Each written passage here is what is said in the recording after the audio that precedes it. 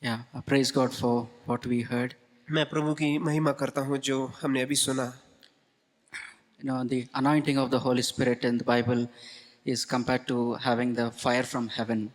पवित्र आत्मा से जो भरपूरी है वह एक स्वर्ग से आए हुए आग के समान है। And all those areas that we just heard brothers sharing, it is all the transformation in our character, in our inner life, when nobody is watching us.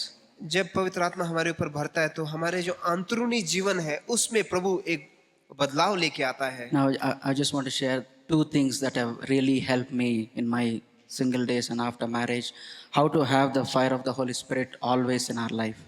मैं दो विषय के विषय में बात करना चाहता हूँ जो मेरे जवानी में जब मेरी शादी नहीं हुई थी और शादी के बाद जो मुझे मदद किया है पवित्र आत्मा के विषय में वो मैं बताना चाहता हूँ। Yeah, I'm not speaking as an expert. I have fallen just like any of you. मैं एक पहुंचा हुआ व्यक्ति के समान नहीं बोल रहा हूँ परंतु आप सभी के समान एक गिरे हुए व्यक्ति के समान ही मैं बोल रहा हूँ। The first thing is, if the Lord has to fill us with His Holy Spirit, we need to cleanse ourselves the moment we fall into sin. पवित्र आत्मा से भरे जाने के लिए पहले ही जो आवश्यकता वह है कि जब भी हम गिरते हैं हमें अपने पापों से शुद्ध होना है। And the second thing, to the best of our knowledge, we surrender ourselves to the Lord. We don't hold back anything to ourselves. और दूसरी चीज है हमको जितना हमारे जीवन के विषय में मालूमात है उन सभी विषयों में हमें प्रभु के लिए अधीन होकर सबको प्रभु के सामने रखना है। These two things. The moment I fall into sin, I set that right immediately. ये दो चीज, पहला चीज कि जब भी मैं पाप में गिरता हूँ उसको मैं सही करने के लिए तत्पर रहता हूँ। Secondly, to the best of my knowledge, Lord, I give myself to you completely. और दूसरी चीज कि जितना मेरे को मालूम है उन सभी विषयों में मैं अपने आप को पूरी रीति से प्रभु को देने के लिए तैयार हूँ। More than career, more than job, more than money, more than marriage, more than boyfriend, girlfriend, Lord, you are the most important person in my life. मेरे भविष्य के विषय में, मेरे काम के विषय में, मेरे विवाह के विषय में, मेरे बॉयफ्रेंड या गर्लफ्रेंड के विषय में, उन सभी के ऊपर प्रभु तू ही मेरा सब कुछ है करके प्रभु को अर्पण करना। Yeah, if we have that genuine intense desire before the Lord will never disappoint such a person. अगर ऐसा हमारा पूरा हृदय रहेगा तो ऐसे व्यक्ति को प्रभु कभी भी निराश नहीं करेगा। Yeah, I just want to read from maybe one or two verses from 1 Kings chapter 18. मैं एक या दो वचन पढ़ना चाहता हूँ। एक राजा से मैं पढ़ना चाहता हूँ। 1 Kings chapter 18. 18वां अध्याय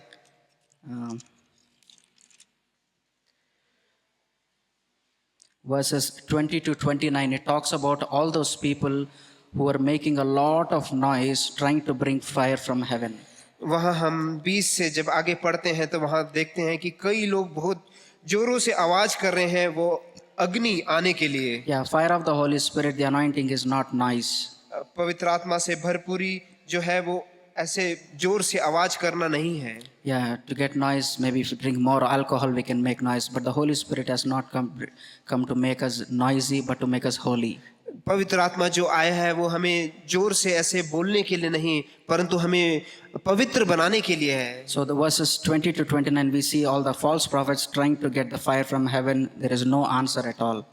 20 से 29 तक हम देखते हैं कि वो जो सच्चे नहीं थे, सच्चे भविष्यवक्ता नहीं थे, वो जोर जोर से चिल्ला रहे हैं कि अग्नि आए परंतु वो कुछ भी होता नहीं है। And there was a prophet called Elijah, verse 30.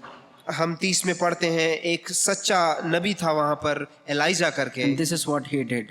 उसने यही किया। The last part of verse 30, 1 Kings chapter 18, last part of verse 30, it says, he repaired the altar of the Lord which had been torn down.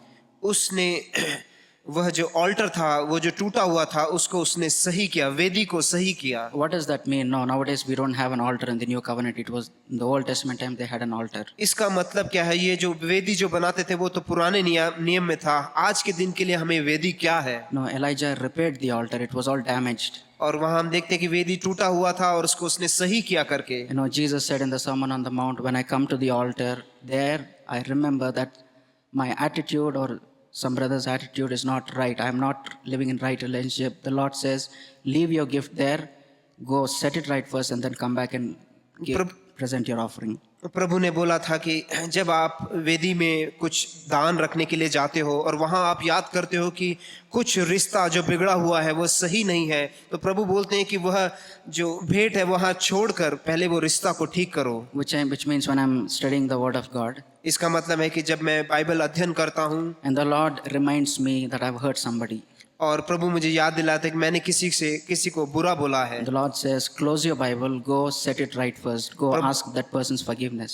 प्रभु बोलता है कि तेरा Bible तू बंद कर और तू पहले जाके उस व्यक्ति से क्षमा मांग। Because as long as I am not willing to fellowship with another brother or sister whom I can see, the Lord will not give me the anointing of the Holy Spirit. इसका मतलब है कि जब तक मैं इस रीति से एक बुरे रिश्ते के साथ रहूंगा तब तक प्रभु अपनी भरपूरी मेरे ऊपर नहीं दे सकता Yeah, पवित्र आत्मा की। maybe take this serious that in our homes, the moment we hurt our wives or lose our temper, that we quickly repair the altar, which means we set the matter right immediately. हमारे घरों में हमारे पत्नियों के विषय में हम देखते हैं कि जब भी कुछ खराब होता है तो वहाँ वो वेदी को ठीक करना, मतलब कि अपने पत्नी के साथ एक अच्छे रिश्ते में आना, वह सबसे जरूरी है। Yeah, the Lord said, if I regard sin in my heart, how much ever noise I make, how much ever loudly I may sing, the Lord will not hear me.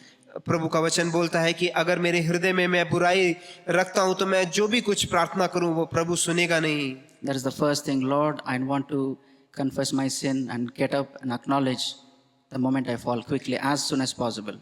यही पहली चीज है कि जब भी मैं पाप में गिरता हूं, जब भी मैं उठता हूं तो तुरंत उसको सही करने के लिए मैं हमेशा तत्पर रहूंगा। And the second thing Elijah did in verse 33, और दूसरी चीज जो एलिया ने किया था, he cut the ox in pieces and laid it on the wood.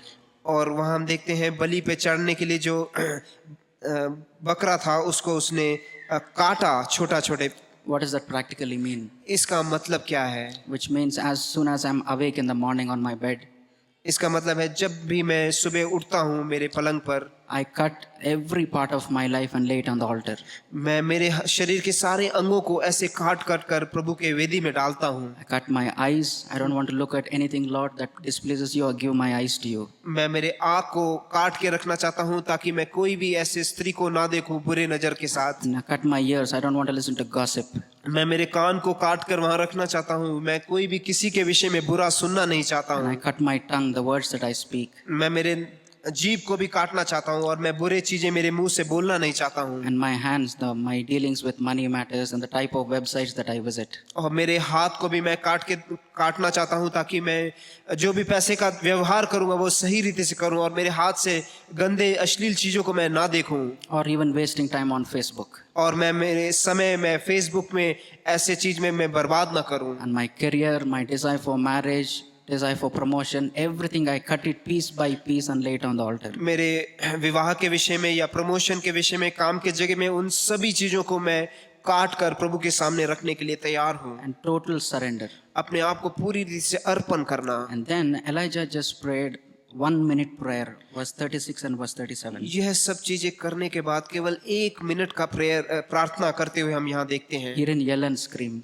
वहाँ वो चिल्लाता या पुकारते हुए हम नहीं देखते Then हैं। it says, verse 38 starts by the word then. और 38 देखिए वहाँ लिखा है तब से चालू होता है। Then the fire of God came and fell on the offering and consumed the offering. तब यहोवा की आग गिरी और उसने होम बलि की लकड़ी और पत्थरों गिरी, आग गिरी। Yeah, I believe that is the secret of having the fire of God in our lives continuously. मैं विश्वास करता हूँ यही वह रहस्य है जिसके द्वारा वो पवित्र आत्मा हमेशा हमारे ऊपर रहेगा। That I set the matter immediately right the moment I fall. जब भी मैं गिरता हूँ उसको सही करने के लिए मैं हमेशा तत्पर रहूंगा। Which means I may have to return some money which I have cheated and taken. It's better to have little money in our bank account rather than losing the anointing of God. मेरे पास अगर किसी का चुराया हुआ पैसा है या दूसरों का पैसा है तो मैं तुरंत उसको वापस देने के लिए तैयार रहूंगा, चाहे मेरा बैंक का अकाउंट थोड़ा कम हो जाए चलेगा। वह अच्छा है कि मैं पवित्र आत्मा से ना भरपूर रहूं And to be totally surrendered to the Lord. और अपने आप को पूरी रीति से प्रभु को समर्पण करूं। And you know that is the most happiest and satisfied life we can live when we have the Holy Spirit burning in our hearts with love for the Lord. प्रभु की आत्मा हमेशा हमारे में रहे ताकि प्रभु का प्रेम हमारे में रहे, यही सबसे अच्छा और उत्तम जीवन है। Now I was just reading about a communist, and some of us may have known, there was a communist who was so wholehearted for the cause of communism.